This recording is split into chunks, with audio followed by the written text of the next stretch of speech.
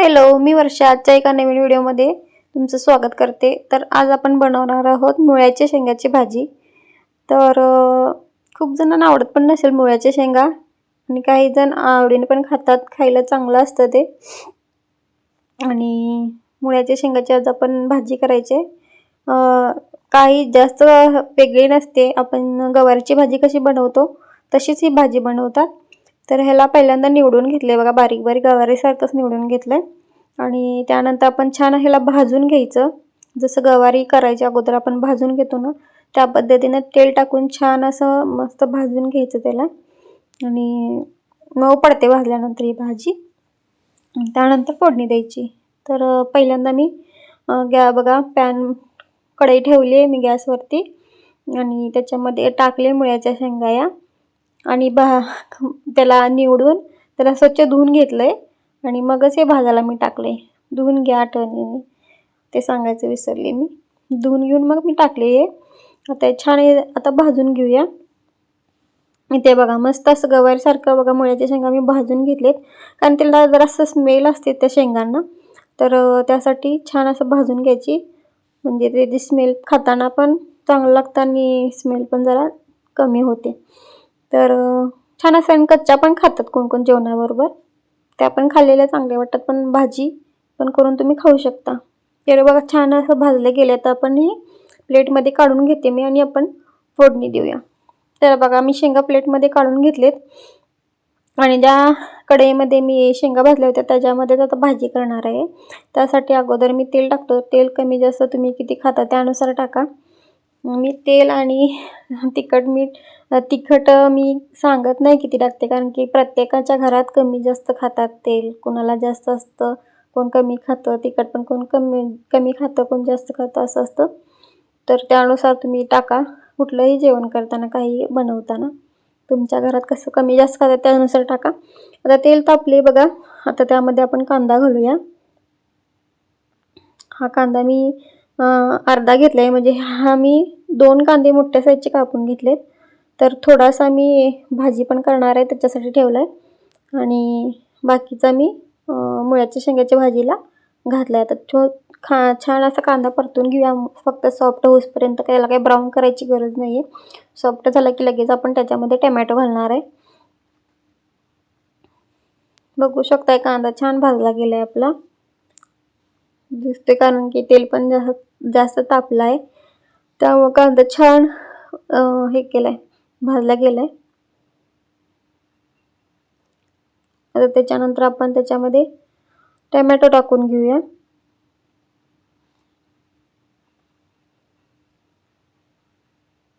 Medium साईजचा एक tomato घेतलाय मी. तुम्ही पण आणि काय वेगळ्या पद्धतीने ही मुळ्याची भाजी करत असाल तर मला सांगा, म्हणजे मी त्या पद्धतीने करेन. मला वेगळ्या पद्धतीने अजून माहीत नाही, मी ह्या पद्धतीनंच करते. छान लागते. तुम्ही पण एकदा ट्राय करा. पण तुमची पद्धत वेगळी असेल तर मला कमेंटमध्ये सांगा, मी करेन त्या पद्धतीनं आणि तुम्हाला दाखवेन तुम्ही सांगितल्याप्रमाणे मी केली आहे म्हणून. तर टमॅटो सॉफ्ट होण्यासाठी ते मी मीठ घातलं होतं आणि थोडंसं परतून घेऊया, म्हणजे टमॅटो सॉफ्ट होते. त्यानंतर बाकीचा तिखट वगैरे घालूया. यात काही जास्त घालता येत नाही, फक्त कांदा, टमॅटो, तिखट, मीठ एवढंच घालून आणि शेंगदाण्याचं कूट घालून आपल्याला करायचं आहे. पण थोड्याच ह्याच्यामध्ये पण भाजी टेस्टी होते. खात नसेल तर एकदा ट्राय करून खावा आणि सांगा मला. तर इथं टमॅटो बघा सॉफ्ट झाला आहे. त्याच्यानंतर मी काश्मीरी पावडर टाकली फक्त कलरसाठी.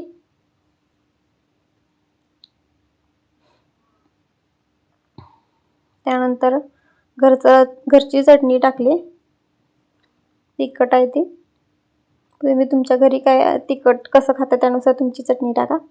तर त्यानंतर छान असं चटणी मिक्स करून घेतली आणि लगेच भाजलेल्या मुळ्याच्या शेंगा घातल्या. आता हे सगळं मिक्स करून आपण घ्यायचं.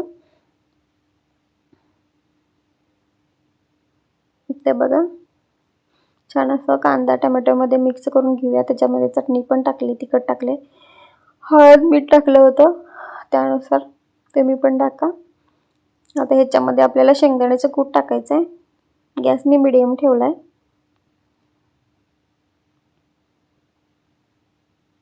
भरपूर असा मी टाकला होता शेंगदाण्याचा कूट, भरपूर असं टाकायचं. मी गवारीमध्ये पण शेंगदाण्याचं कूट छान जास्त टाकतो, कारण गवारची भाजी छान होते शेंगदाण्याचा कूट टाकल्यावर. डाळ टाकून पण एक जण करतात, पण मला शेंगदाण्याचं कूट टाकून भाजी आवडते.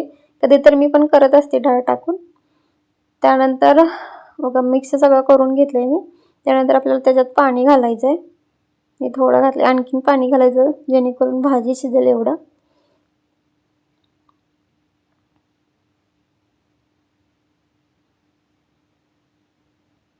आणखीन थोडंसं मी पाणी घातलं. छान असं मिक्स करून घ्यायचं. त्यानंतर तर असं मी टेस्ट करून बघणार होतं, मीठ कमी जास्त आहे का नाही ते बघायचं होतं मला, कारण मी टोमॅटो सॉफ्ट होण्यासाठी मीठ टाकलं होतं. तर मी पहिल्यांदा बघितलं मीठ कमी जास्त आहे का म्हणून, तर मला थोडंसं मीठ कमी वाटलं होतं, म्हणून मी आणखीन थोडंसं मीठ टाकलं त्याच्यामध्ये. आणखीन थोडंसं मी मीठ टाकलं चवीनुसार.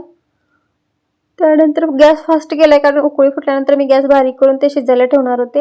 इथं कोथिंबीर भरपूर टाकली होती.